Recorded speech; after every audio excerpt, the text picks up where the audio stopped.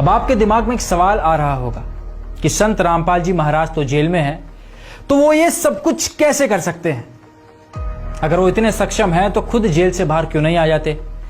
अब इस बात पर आपको कुछ दिखाते हैं। कबीर परमेश्वर सारी सृष्टि के रचनहार होने के बाद भी जुलाहे की लीला कर रहे थे, झोपड़ी में रह रहे थे। कोई नहीं मान रहा था कि ये भगवान हो सकते हैं, लेकिन क्या हमारे मानने या न मानने से कबीर जी की महिमा में फर्क पड़ गया? हमारी बुद्धि कमजोर थी जो नहीं मान पाए। समर्थ कबीर ने दिखावा करने की कोई जरूरत नहीं समझी।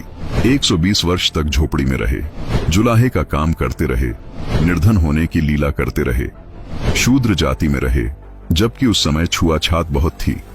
इस कारण लोगों की बुद्धि काम नहीं कर रही थी कि ये भगवान हो सकता है। ये जरूर मानते थे कि सिद्ध जरूर है, और लोगों को सुख भी बहुत हो रहे थे, इसलिए कबीर जी से जुड़े हुए थे। कबीर साहब जी ने एक छोटी सी परीक्षा ली और सब छोड़कर भाग गए। गुरु विमुख हो गए, गुरुद्रोही नहीं हुए थे। कबीर साहिब जी ने 120 वर्ष तक लीला की और अंत में मगहर से सह शरीर सतलोक चले थे, और ऊपर से आकाशवाणी कि देखो उठाकर चद्दर, क्या है इसके अंदर? शरीर की जगह सुगंधित फूल मिले, और ऊपर देखा तो परमात्मा सह शरीर ऊपर जा रहे थे।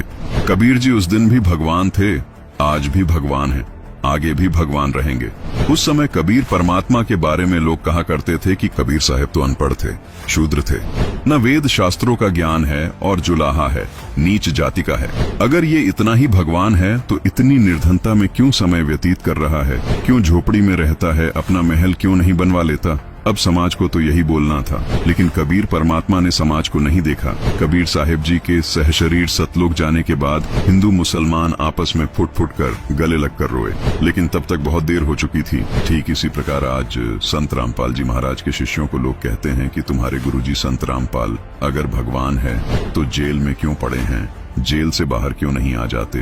आपकी जानकारी के लिए बता दें कि संत रामपाल जी महाराज पहले 21 महीने जेल में रहे, अब उनको हिसार जेल में 9 साल हो गए। फिर भी संत जी के जीवन में इन सब बातों से कोई फर्क नहीं पड़ा। उन्होंने इतना समय जेल में बिताने के बाद भी बाहर लोगों को अद्वितीय लाभ दिए हैं, लोगों के लाइलाज रोग जड़ से खत्म किए हैं। जैसा कि आपने उनके भक्तों के अनुभव सुने, संत रामपाल जी महाराज ने अपने अद्भुत ज्ञान के जरिए बाहर यानी बड़ी जेल में तहलका मचा दिया है। संत रामपाल जी महाराज जेल में कुछ लीला करने गए हैं जो आम जीव की समझ के बाहर है। संत समाज को देखकर अपने उद्देश्य को नहीं बदलते, वो अपनी लीला को निरंतर करते हुए जीव कल्याण में लगे रहते हैं। जिस प्रकार कबीर परमेश्वर झोपड़ी में रहे और लाखों लोगों के कष्ट दूर किए, ठीक इसी प्रकार संत रामपाल जी छोटी जेल में लीला करते हुए बड़ी जेल में रह रहे लोगों को अद्भुत लाभ दे रहे हैं। वैसे भी अभी तो खेल जारी है, हार जीत का निर्णय होना अभी बाकी है।